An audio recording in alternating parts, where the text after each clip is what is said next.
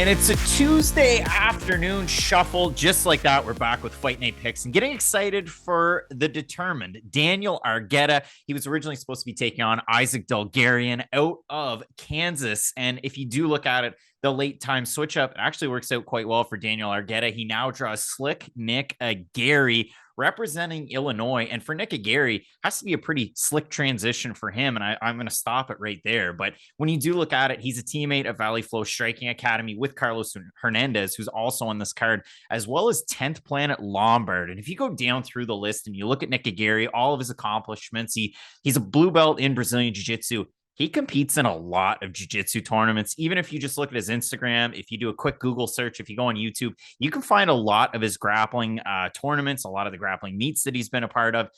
And he's damn good at those. And he translates those skills into MMA very, very well. And for what it's worth for Argueta at the same time, he was getting ready for Isaac Dulgarian, a guy that is known for his wrestling chops. I mean, Argueta, it was also a team captain, University of Wisconsin Parkside Rangers captain there from 2012 to 2016, 149, 157 pounds. But Matt, for Argueta, as good of a wrestler as he is, Nick Aguirre, also an accomplished wrestler in his own right at school. He went 89-37 at Oswego High School, and then he went to McKendree University. And Matt, I'll bring up his wrestling profile here. He kind of, he had a time there, I guess. But my favorite part about the fact that he went to McKendree University, and I actually put it on the graphic instead of his reach, because I have no idea what his reach stat is. I put school, like it's football. The team mascot for McKendree University, the Bearcats. Do the Bearcat. Do you think Americans know that song by David Wilcox? Probably not. It's a very specific reference.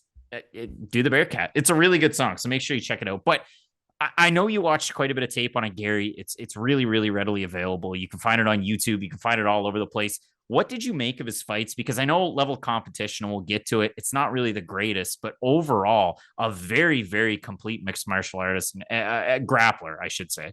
Without a doubt. And he hasn't had a very long career up until this point either. Like his whole MMA career has basically lasted 2 years now professionally. So I do think that there is a lot of room to grow. We talk about this a lot. Like his style of grappling, and that's what he is. He is a primary grappler and very offensively minded with his grappling. But it's going to be interesting because it really is going to depend on how good his wrestling is to dictate how much success he's probably going to have in this matchup. Because I do think on the feet, he is going to struggle with a guy like Argueta, who just knows how to use his distance a little bit better in between these two guys. And that's when I do think level of competition does matter. We were talking about this beforehand. Like with Slick Nick, it's not that I dislike his skills. It's not that I discredit them by any means. It's just when you really want to break down his level of opposition up until this point, like, yes, being 7-0 is very good, but and I know just going off records isn't phenomenal, but like 4-2 is the best record of any guy he's fought up until this point. And yeah, I'm not sitting here telling you that Daniel Argueta is some world beater by any means, but you only fighting a guy who's been 4-2, now making your UFC debut on short notice against Daniel Argueta, and you had kind of mentioned it too to open up the video.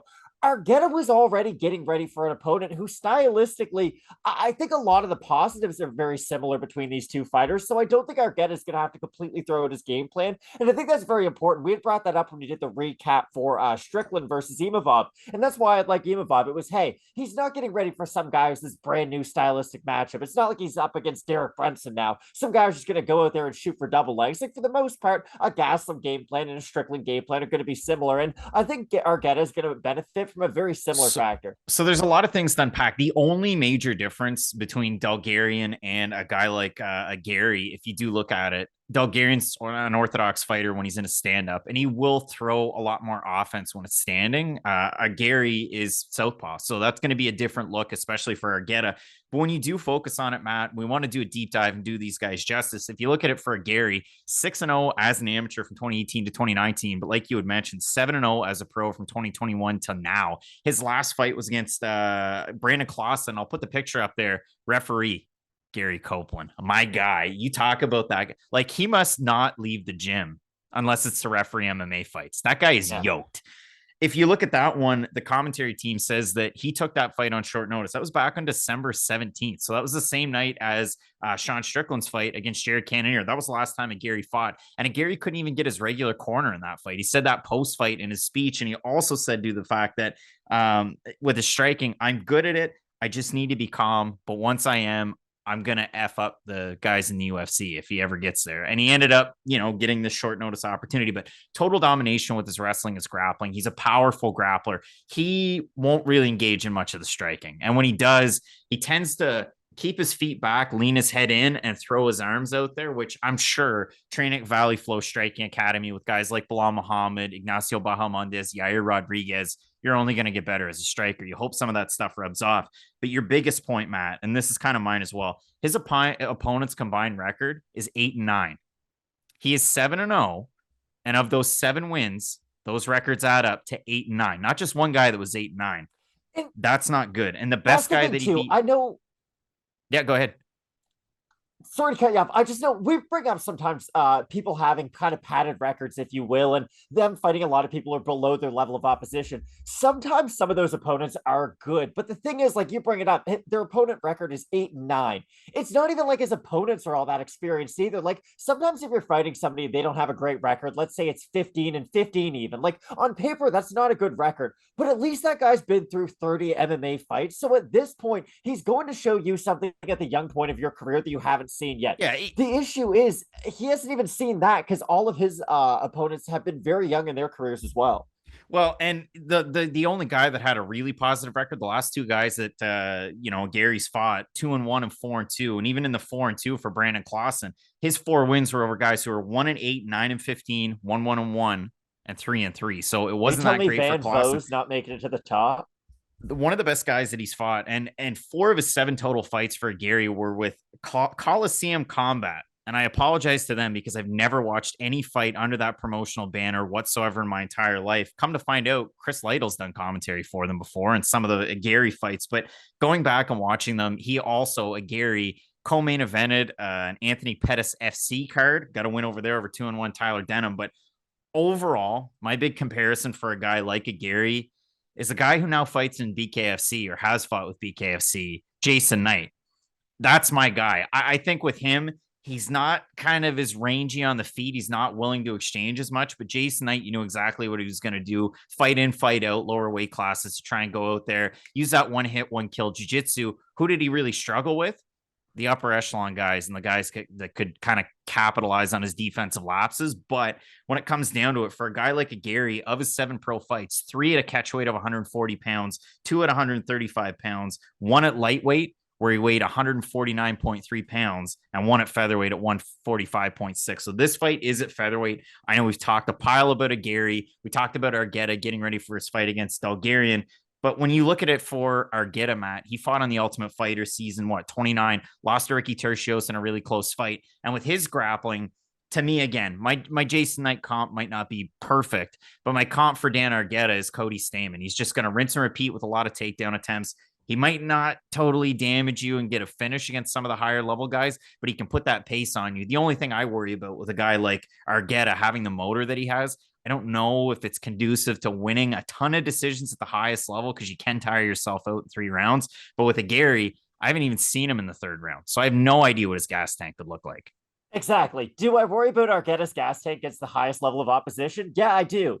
We just got done talking about how this guy's 7-0 and hasn't fought the highest level of opposition up until this point. So I do think Argueta is going to be able to get the win this weekend. And the thing is, he kind of has to now. Like, this is one of those fights where it's like, hey, the deck is definitely stacked in your favor. Go out there and kind of prove it to us. You know, like the UFC is giving you what should be considered a layup, if you will. Now it's up to Argueta to really go out there and make the most of the opportunity. So if he is able to go out there and look really good, I'm not saying they go out and do like a Damon Jackson rematch or anything like that, because that's a really high level guy that he fought the last time out there that he just wasn't ready for, but there's no shame in that at all. Damon Jackson's a very talented fighter. So I think for Argueta, if he is able to get the win, I think he will be able to use that offensive wrestling, keep himself out of some of those more defensive positions, but even on the feet, I think that's where he is going to share the biggest advantage. I think using his own footwork, trying to draw out some of those longer attacks from Nick, because that's the thing. Jason Knight would invite the brawl. I don't necessarily think Nick has come from that exact same cloth. So no, I think for Argueta, he should be able to have some of those just strengths in this matchup. Yeah, it really is more the the grappling attack from a guy like Knight, because Knight would get in a fight of the night. I don't know if Aguirre's definitely going to go for that. But if you do look at it, I threw it out there on Instagram, trying to get the fan vote in the poll. 81% of you going with Argueta in this one. And I agree with you. I really do like Aguirre's game. I can't wait to see him on a full camp. And I don't know where his career is going to take place. Will it be 135? Will it be 145? But he definitely has a great camp behind him. I mean, like I said, Brazilian Jiu-Jitsu blue belt, trains at 10th Planet Lombard, close to home. He's an Illinois guy representing Illinois, but Indiana with some of the fight promotions that he's fought with. But again, like Dalgarian was 5-0 as a pro.